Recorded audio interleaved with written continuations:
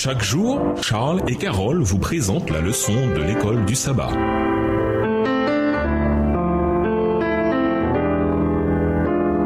Bienvenue dans votre émission Dieu nous parle. Nous voilà à la leçon de mercredi, faire face à la mort. Dans un monde qui a rejeté son créateur, l'aspect le plus cruel de l'existence reste l'omniprésence de la mort qui rôde autour de chacun, prête à frapper à tout moment. C'est le salaire du péché, le prix que nous payons pour avoir été coupés de la seule source de vie de l'univers, le créateur. À ce titre, la mort joue un rôle majeur dans les prophéties bibliques. Sa réalité et plus important, sa solution ne se trouve qu'en Jésus et en sa mort et sa résurrection. La première mention de la mort et de sa survenue réelle dans la Bible nous éclaire sur ce thème important des prophéties. Cela nous permet de comprendre la gravité du problème du péché et nous donne des outils importants pour comprendre la solution de Dieu au problème. Lisons Genèse 2, les versets 15 à 17, Genèse 4, les versets 8 à 15, 1 Corinthiens 15, les versets 15 à 19 et Apocalypse 1, le verset 18. Que nous apprennent ces passages qui comportent la première mention de la mort et la première mort sur la raison pour laquelle les gens meurent, sur la manière dont Dieu considère la mort et sur la solution qu'il offre à notre problème. Genèse 2, les versets 15 à 17. L'Éternel Dieu prit l'homme et le plaça dans le jardin d'Éden pour le cultiver et pour le garder. L'Éternel Dieu donna cet ordre à l'homme. Tu pourras manger de tous les arbres du jardin, mais tu ne mangeras pas de l'arbre de la connaissance du bien et du mal, car le jour où tu en mangeras, tu mourras. Genèse 4, les versets 8 à 15. Cependant, Caïn adressa la parole à son frère Abel. Mais comme ils étaient dans les champs, Caïn se jeta sur son frère Abel et le tua. L'Éternel dit à Caïn, « Où est ton frère Abel ?» Il répondit, « Je ne sais pas, suis-je le gardien de mon frère ?» Et Dieu dit, « Qu'as-tu fait ? La voix du sang de ton frère crie de la terre jusqu'à moi. Maintenant tu seras maudit de la terre qui a ouvert sa bouche pour recevoir de ta main le sang de ton frère. » Verset 12. Quand tu cultiveras le sol, il ne te donnera plus sa richesse. Tu seras errant et vagabond sur la terre. Caïn dit à l'Éternel, mon châtiment est trop grand pour être supporté. Voici, tu me chasses aujourd'hui de cette terre. Je serai caché loin de ta face. Je serai errant et vagabond sur la terre. Et quiconque me trouvera me tuera. L'Éternel lui dit, si quelqu'un tuait Caïn, Caïn serait vengé cette fois. Et l'Éternel mit un signe sur Caïn pour que quiconque le trouverait ne le tuât point.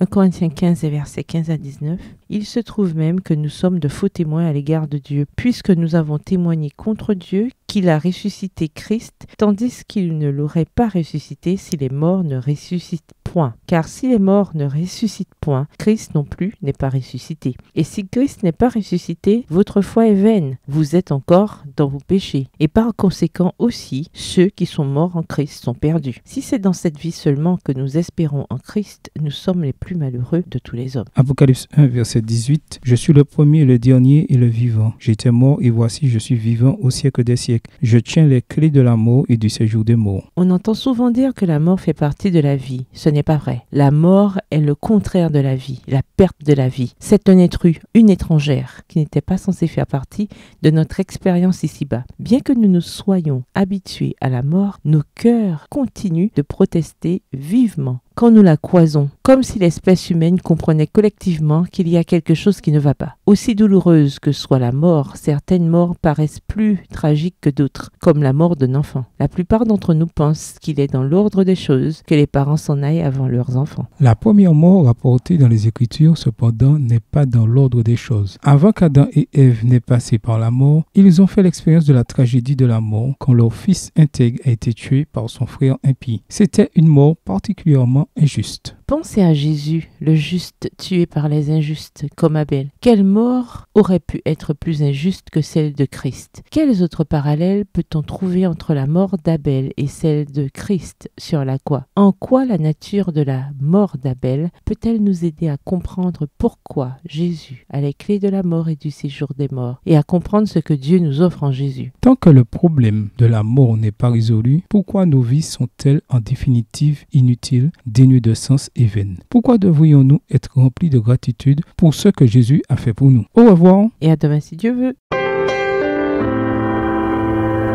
Dieu nous parle. Chaque jour, Charles et Carole vous présentent la leçon de l'école du sabbat.